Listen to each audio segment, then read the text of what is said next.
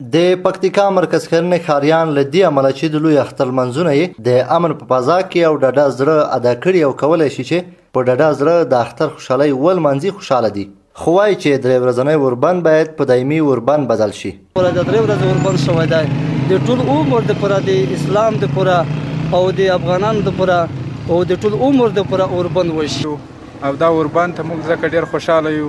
خدای دې موږ په هېواد کې سوله راولي او دا اختر کې دا میلې موږ په ښه زړه وکړو، ښه خوشحالي وکړو. د پکتیکا والي هم په خپل اختریز پیغام کې امنیتي ځواکونو ته امر کړی چې د مرکزي حکومت سپارښتنې په پام کې ونیسي او په ضمن کې په خپلو مېړنیو سرتېرو باندې دا غږ کوم چې د اختر په دې خوشحالیو ورځو کې د مرکزي حکومت ټولې سپارښتنې په نظر کې ونیسي.